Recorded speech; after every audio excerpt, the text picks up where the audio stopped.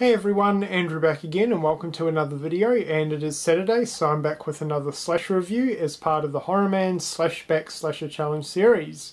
And this week's theme was supernatural slashers, so I decided to watch and review Candyman. So Candyman centers around a student called Helen. She's writing a paper on urban legends, and she decides to focus on the Candyman legend, the Candyman myth. And her investigation while she's writing the paper takes her to the infamous, notorious housing projects of Cabrini Green in Chicago. And the more she delves into her investigation and starts exploring the projects, Candyman starts to slowly reveal himself and more people start dying. So that is essentially the storyline to this one, or the basic premise anyway. Now we'll move on to what I thought of this movie. Now, I've owned this particular Blu-ray for a very, very long time. It's the old UK release, and I've had this thing for years, and I've only seen the movie once before, prior to rewatching it for this review, obviously, and I really didn't care for this movie. I'd only seen it that one and only time, and for some reason, whatever reason, I just didn't really like this one, and I was definitely hoping to review this one within the Slasher Challenge, and obviously, being Supernatural Week, this one fits that theme perfectly. So, what's my updated thoughts on this movie? What do I think of this movie now? Well, I can say that I absolutely love this one, and I have no idea what I was thinking when I first saw this movie, because for me, this was an absolutely amazing experience. I love this movie now, and it's definitely now probably in my top 5 slashers of all time, or damn close to it. I just absolutely love this movie so much. So first and foremost, the setting. I think the housing projects of Cabrini Green within this movie were a great location. I know about the housing projects. I know they're no longer there, or most of them have been torn down now. But I've read up on the housing projects. I've seen them in different movies. I find them kind of fascinating and interesting.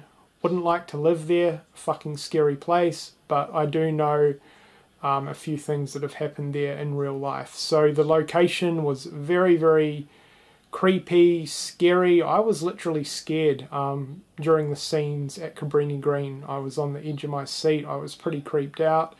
It's just not a nice place, so I thought it was a great location for a slasher flick or a horror movie in general. The killer himself, Candyman, very, very interesting killer. Pretty different to most of the other slasher characters, because he's definitely got that supernatural element to it. But I thought Candyman was absolutely phenomenal. I really love the whole storyline behind Candyman, and you discover a little bit about Candyman's past, what happened to him, and why he has turned out to be a killer. I'm not going to go into too much detail, but basically a bad event happened to him on the grounds of Cabrini Green many years ago, and he now basically still resides there and haunts the place. So really, really awesome backstory, and I also love the fact that he made Helen out to be going mad, so everyone else within the movie actually started suspecting that it was Helen that was committing all these murders, rather than Candyman, and I really, really liked that aspect. He kind of set Helen up, he threw her under the bus, and it worked really, really well. Helen, I thought, was an absolutely fantastic character. She was essentially the main character within this movie, and I really, really got into her character. She was really believable, she was likable, she was really, really interesting, and she just played her role amazingly. Now, compared to most other slashers out there, this is extremely story-driven. It definitely focuses more on the story and the characters, and the kind of slasher elements and kills kind of take a back burn.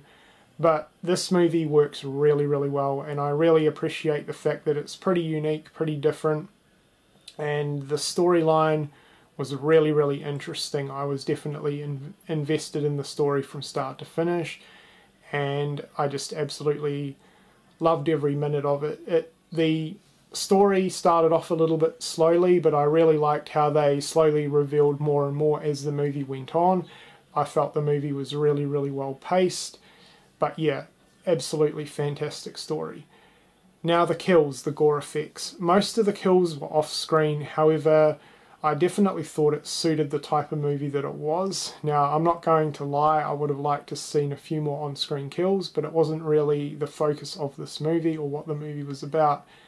However, the gore effects were still there. It was a very bloody and gory movie when you saw the aftermath of the kills.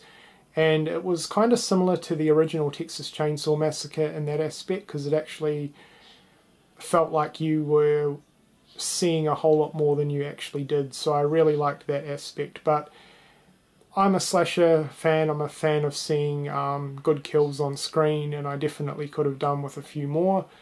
But that's only a slight niggle that I have with this movie. I really enjoyed most of the other characters as well. There were quite a lot of other characters within this movie, and they were all really, really good and pretty interesting as well.